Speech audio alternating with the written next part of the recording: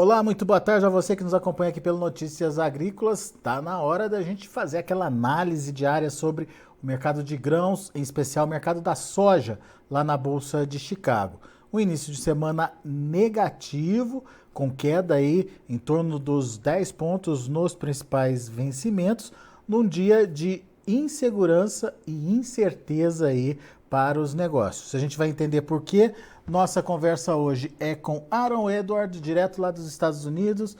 O Aaron é consultor de mercado e está de olho, obviamente, nessa movimentação por lá. Seja bem-vindo, Aaron. Obrigado pela participação aqui com a gente no Notícias Agrícolas. Soja foi negativo, mas na contramão, trigo e milho acabaram encerrando de forma positiva. O que está acontecendo com o mercado hoje? O que justifica essa queda da soja? E mais do que isso, é um dia para definir tendência, Aaron? Boa tarde. O mercado muito animador hoje, ou inseguro, talvez até seja uma palavra melhor. Várias informações contrárias. A bolsa por aqui deslizou, o petróleo apanhou, soja sofreu, mas o milho reagiu. Tem muita incerteza, um pouco dessa incerteza geopolítica, incerteza financeira aqui dos Estados Unidos e os mercados tentando se ajustar.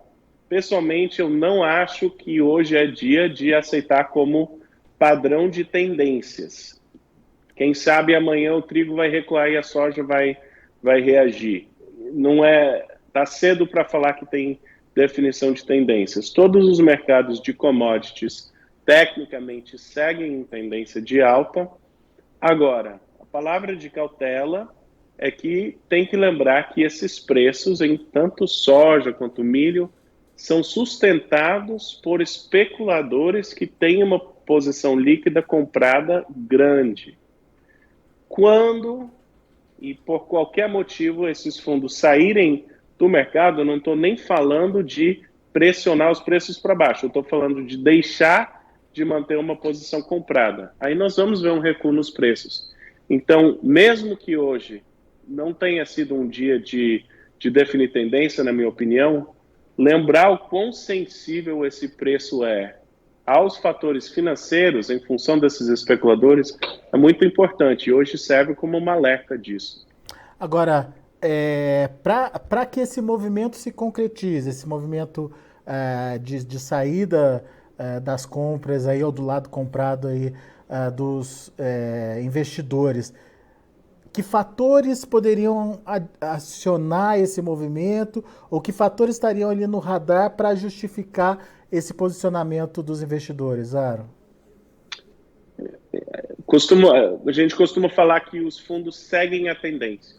Se o Brasil tiver dificuldade para colher, se continuar com expectativa de seca na Argentina, de quebra de safra, a expectativa é que as exportações aí viriam aqui para os Estados Unidos exportaria mais.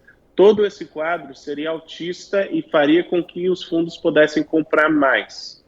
Agora, assim que chegar a safra brasileira, assim que começar a ver as colheitadeiras rodando, essa soja chegando no porto, sendo escoado, o produtor brasileiro fazendo caixa, vendendo, e o produtor norte-americano falando, reconhecendo que os estoques que ele tem, agora ele está tendo dificuldade de competir no mercado de exportação com os Estados Unidos, aí vai começar a ter um quadro que a tendência mudou. Aí a tendência é baixista, pressiona preços e os fundos podem sair. Na minha opinião, vai chegar a safra no Brasil e os Estados Unidos vai plantar soja porque nesse nível é extremamente rentável. Então, os próximos capítulos, muito provavelmente, vão forçar os fundos a abrirem mão e venderem suas posições e o preço a cair. A pergunta é se a gente tem mais uma pernada para cima antes que isso ocorra ou não.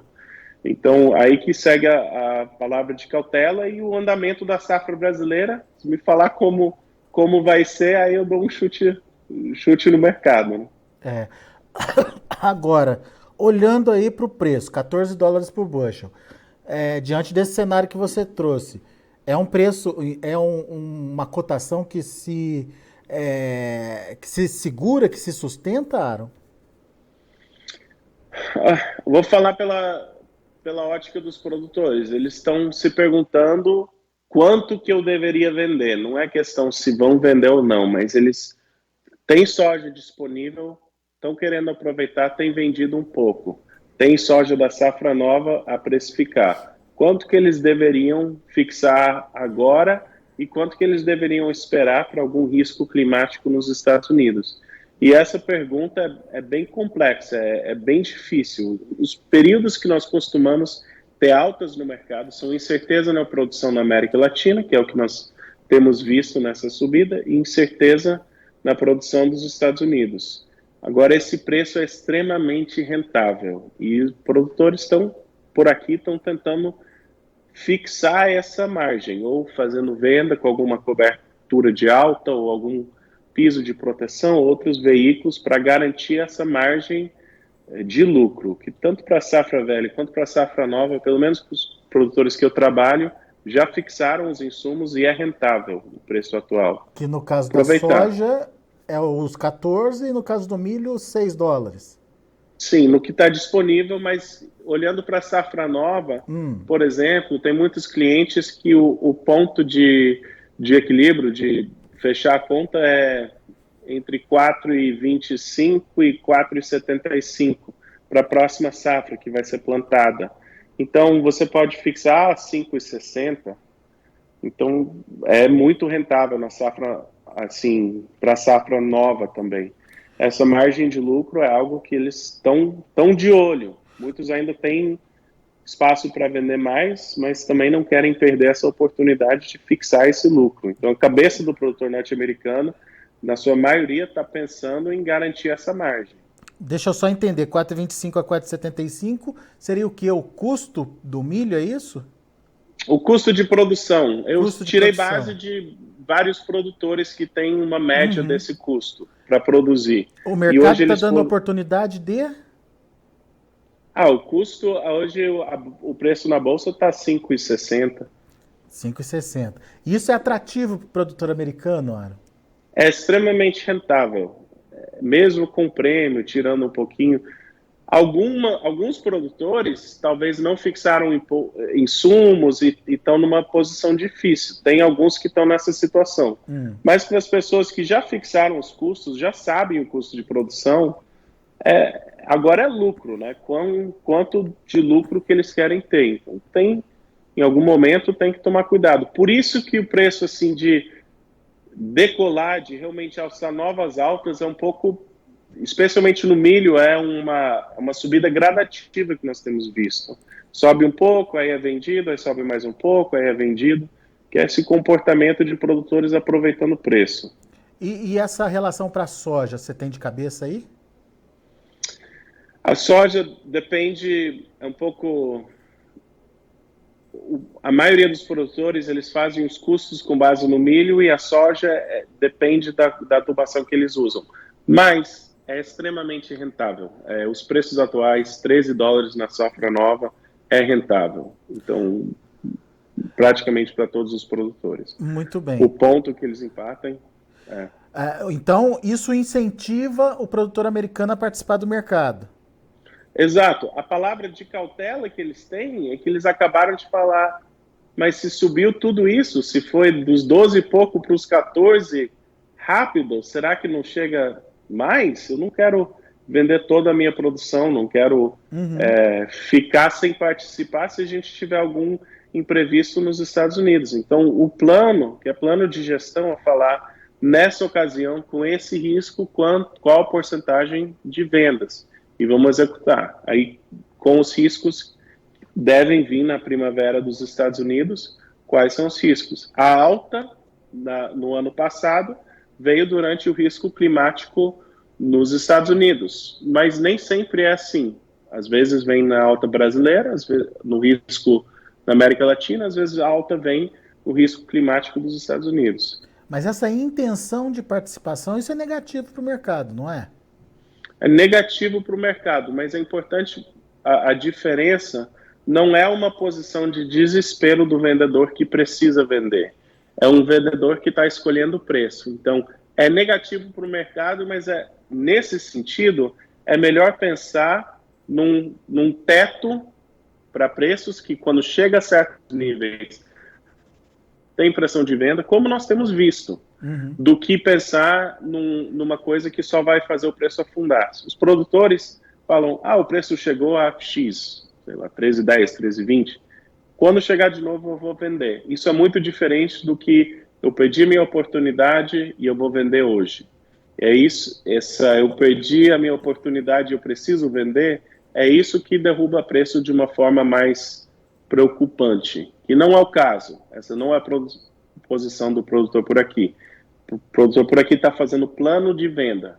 A tal preço eu vou vender tanto, a tal preço eu vou vender mais tanto. É nesse sentido. É oportunidade versus desespero. Não é o caso de desespero nesse momento, né?